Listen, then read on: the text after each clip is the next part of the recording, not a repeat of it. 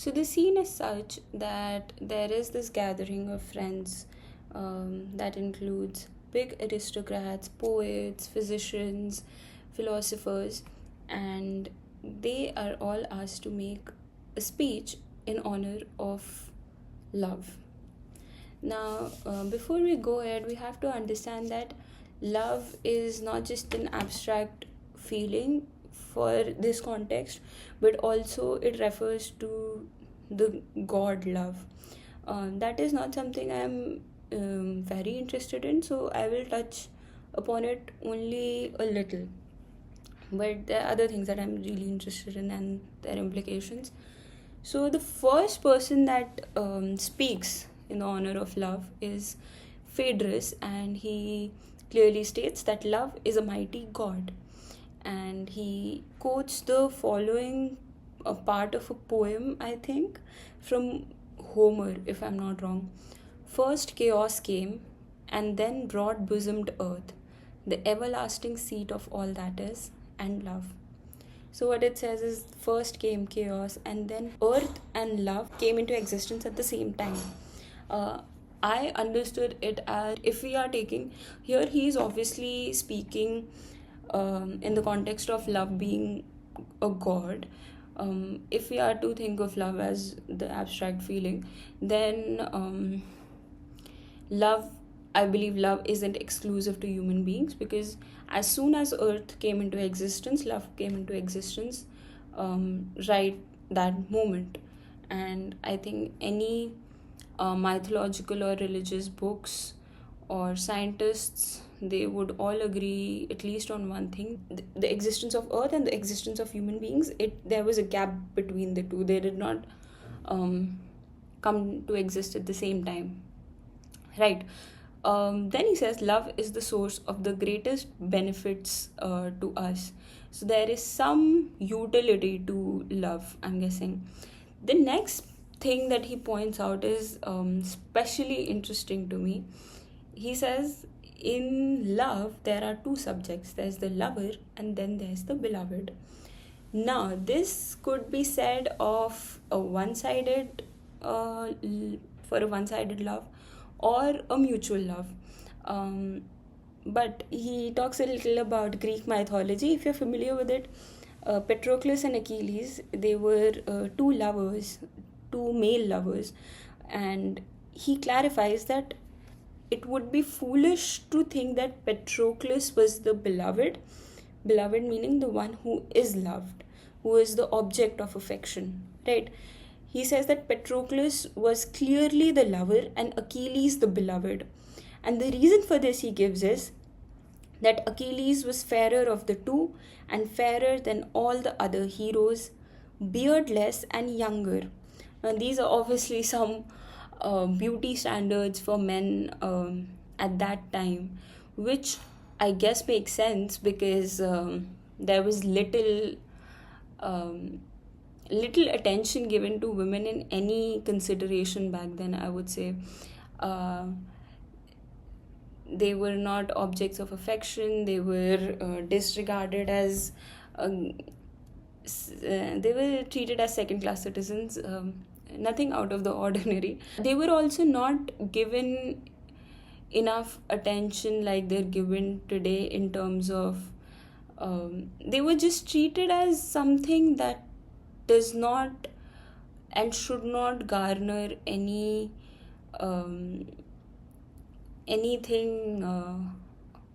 of value or any thought from anyone, especially a man. The beauty standards of the time were for men being beardless and younger. And this is obviously because at that time, adolescent boys were lusted over by adult men. So it makes sense, beardless and younger. And what this also brings in attention to is that one who is fairer is obviously the beloved. So love can only be, the object of love can only be someone who is beautiful, someone who is fairer, someone who, so you have to be deserving of it in terms of physical aspects, right? um, and if you're ugly, sorry, you all you can be is a lover. You can never be um, the beloved. Now he also says that the beloved is actually valued more and rewarded by the gods in case the beloved returns the love of the lover. And this is because the status of the lover is higher because they're inspired by God, the God love, right? So the lover is not rewarded for being inspired by the God love and for loving unconditionally, but rather the beloved is rewarded for returning the love. That's all for Phaedrus. So next we have Pausanius, and he talks about Aphrodite for quite a bit. He says that since love is inseparable from Aphrodite, we cannot talk about love without talking about Aphrodite. Then he says Aphrodite, there was not one Aphrodite, there were actually two Aphrodites. There is a common Aphrodite and there is a heavenly Aphrodite. What is necessary for us to know is that the common Aphrodite was born out of a man and a woman, and the heavenly Aphrodite was born out of only a man. There was no woman involved. How? Don't ask me. He thinks as however the mode of performance of love is, it determines if it is a common love or a heavenly love. The heavenly Aphrodite refers to the heavenly love, and the common Aphrodite, the common love. And what distinguishes them is that common love is only of the body and not of the soul. Heavenly love is of the soul itself. Common love will go away, and the common lover will go away as soon as beauty and youth and whatever their purpose was is fulfilled. It could be seen as a commentary on the hookup culture these days, but obviously we do not term that as love, whatever happens in those relationships. But I don't think it is any different from the common love that Pausanius seems to be talking about, because it is very clear in common love what the two people are asking of each other and why they're coming together. And the same is with hookup culture with to some extent. And common love is never of the soul, it's never interested in the person but only in the flesh. And as soon as it is done with one person, it moves on to the other person, the common lover. And then there's something very interesting that he talks about with reference to the heavenly Aphrodite, who was birthed without a female, like I mentioned before. So he says that whenever heavenly love exists, it only comes from male characteristics. Now, it's not extremely clear what he means by male characteristics and being inspired only from male characteristics, but he does say that it is always directed at males, and it is always directed not at just boys who are beautiful, but intelligent beings whose reason is developing. And he mentions at the time when the beards start to grow. So this is again adolescent boys. And if I haven't mentioned this before, these are adult men talking about adolescent boys and their love towards adolescent boys. And if not their love, just love towards adolescent boys, right? And this heavenly love is supposed to last forever. It is eternal. It does not hop from person to person. And Pausanius believes in staying faithful once you get that love. At the end of his speech, he talks about indulging good men is honorable and indulging bad men is dishonorable. So again, there's this idea of now we can talk about what consists of being a good man and what consists in being honorable and what is a bad man. How do we draw the line? How do we categorize? But what is extremely clear from Pausanius' assertion here is that there are only some people who deserve love and there are some that do not. So he is a clear advocate of Not everyone deserves love. Not everyone should have love. There are only some people who have love, and I reckon he thinks he is one of them.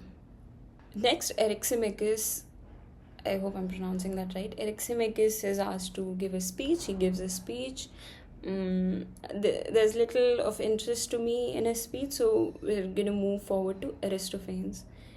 Now, this is by far the most entertaining one of the speeches out of all of them, which makes sense because Aristophanes was a playwright and he wrote some of the funniest, greatest plays I've ever read.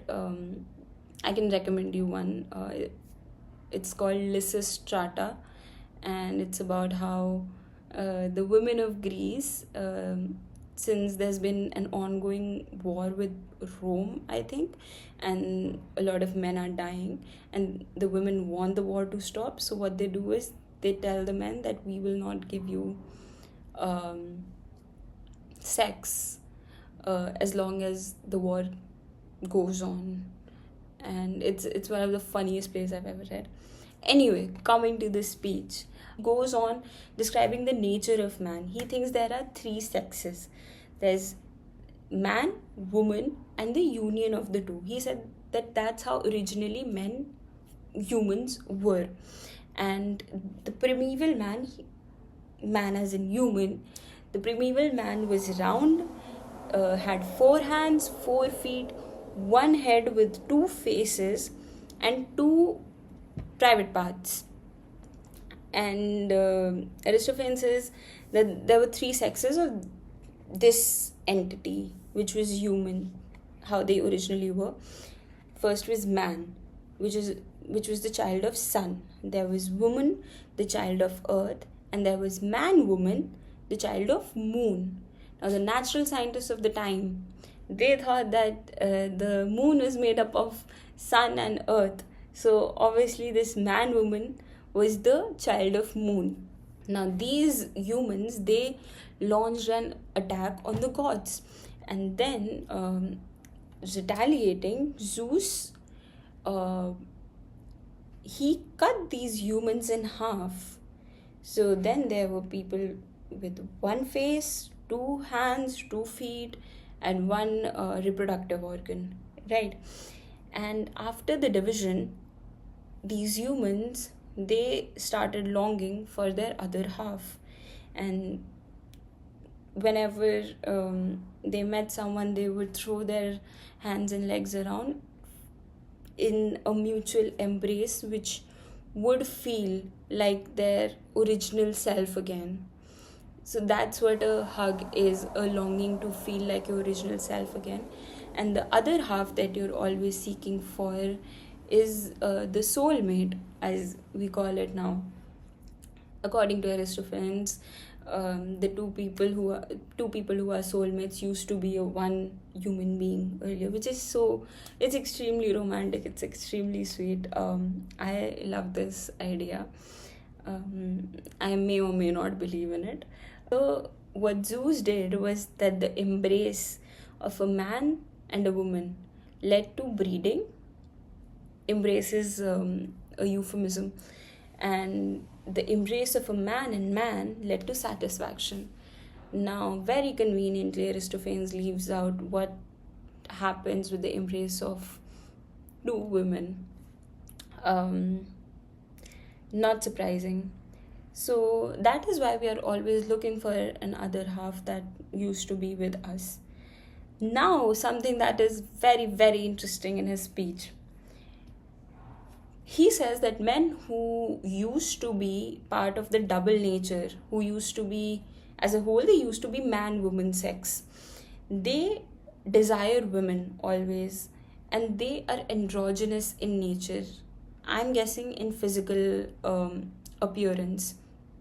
And he also says that these men have the nature of adulterers, which is very interesting. How Aristophanes describes a heterosexual man having the nature of adulterers, when today homosexual men are looked at as perverted,